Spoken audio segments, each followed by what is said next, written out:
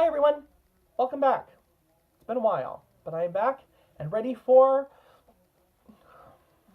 it. Um, it is June, and June is busting out all over. And June means Pride Month. Yay! Rainbow flags everywhere. So to honor this month, I decided to read only books written by queer authors or about the queer community. So today I will show you what I plan on reading this month and also what books I will not be reading this month. So the first book that I think I'm going to get to this. This isn't very long. This is The Power Book by Jeanette Winterson. And from what I can gather, is that it is a book of, it is sort of a love story between two people.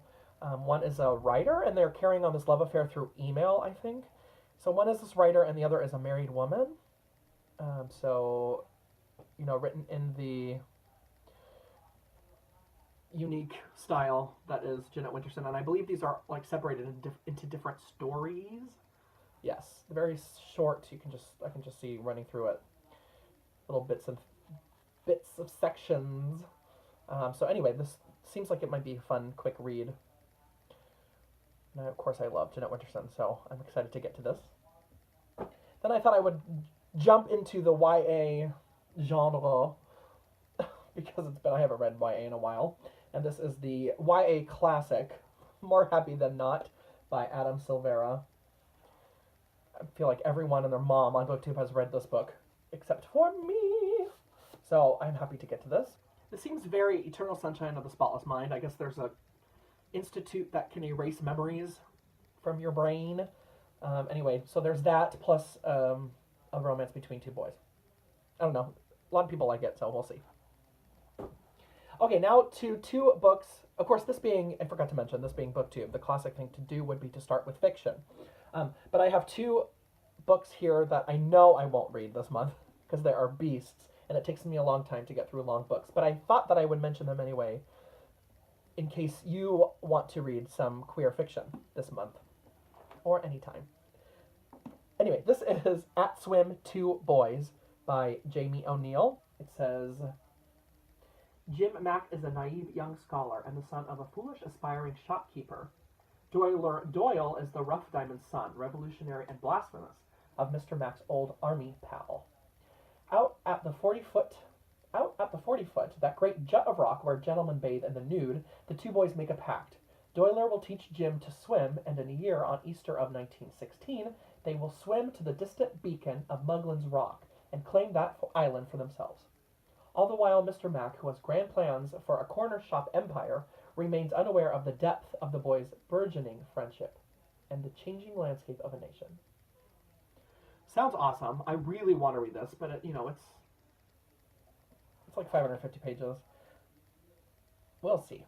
Anyway, At Swim, Two Boys.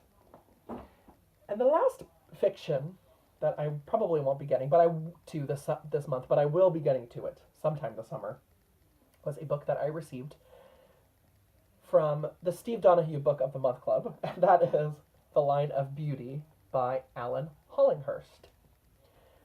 I will link down below a review from Max at Well Done Books, who sadly doesn't have a YouTube channel anymore, but his videos are still up, and he did a good review of this book. So if you want to know more about this, go ahead and watch that video. Now, getting into some nonfiction loveliness. I've had this book on my shelves for a long time, and I think I'm finally going to get to this month. And that is Zombie, A New Spelling of My Name. A biomythography by Audre Lorde. Finally. I've been wanting to read this forever, so I'm going to finally get to this. I love women. I love lesbians. This is just going to be lovely. And I remember reading the first couple pages when I got it. And, oh Lord, it's gorgeous. Just beautiful. Can I just please read you this beginning of this prologue? I have always wanted to be both man and woman, to incorporate the strongest and richest parts of my mother and father within/into me, to share valleys and mountains upon my body the way the earth does in hills and peaks. I would like to enter a woman the way any man can, and to be entered, to leave and to be left, to be hot and hard and soft all at the same time, in the cause of our loving. I would like to drive forward and at other times to rest or be driven. Whew. When I can sit and play in the waters of my bath, I love to feel the deep inside parts of me, sliding and folded and tender and deep. Other times I like to fantasize the core of it, my pearl, a protruding part of me, hard and sensitive and vulnerable in a different way. I have felt the age-old triangle of mother, father, and child, with the I at its eternal core, elongate and flatten out into the elegantly strong triad of grandmother, mother, daughter, with the I moving back and forth, flowing in either or both directions as needed. Woman forever, my body a living representation of other life, older, longer, wiser. The mountains and valleys, trees, rocks, sand and flowers and water and stone, made in earth. So the other two, I'm just like, whew, am I read? Yeah. The other two nonfiction books that I would like to get to, hopefully, I'm like a little verklempt, are on my Kindle. So the first one is called Victory, The Triumphant Gay Revolution by Linda Hirschman. She is a Supreme Court lawyer, and this book, from what I can gather, focuses on on equal rights for gay people in the 20th century. So it goes through things like Don't Ask, Don't Tell, the religious right, the AIDS epidemic, and things like that. So it seems like a very important book to read, to gather some much needed knowledge that I probably lack as a queer person in the 21st century. The other one's sort of the same vein. It is called The Right Side of History, 100 Years of LGBTQ Activism by Adrienne Brooks. So this seems like this book stretches way back further in history than the previous book that I mentioned. This is from the back of the book. It says, The Right Side of History tells the 100-year history of queer activism in a series of revealing close-ups, first-person accounts, and intimate snapshots of LGBT pioneers and radicals. This diverse cast stretches from the Edwardian period to today. So this seems more like a general history of queer activism. So, boy, I don't know. If I have to choose one, it's going to be a hard choice, but I will let you know which one I do read eventually. Hopefully I get through one of them. And it would be nice to read a history book of the gays this month. So that's it. Oh, no, that's not it. I want to show you the books that I am currently reading. First one is my fiction book. This is called Confessions of a Mask by Yukio Mishima. I just started this. I'm only on 28 pages through, but it's like phenomenal. I've like made notes on almost every page in this thing so far. Lots of symbolism in here. The writing is gorgeous. It's going to take me a little bit, I think, to get through because I want to soak up as much as I can. It's really beautiful writing. I'll read you a little bit of the back. It says, Confessions of a Mask is one of the classics of modern Japanese fiction.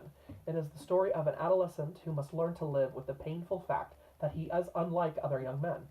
Mishima's protagonist discovers that he is becoming a homosexual in a polite post-war Japan.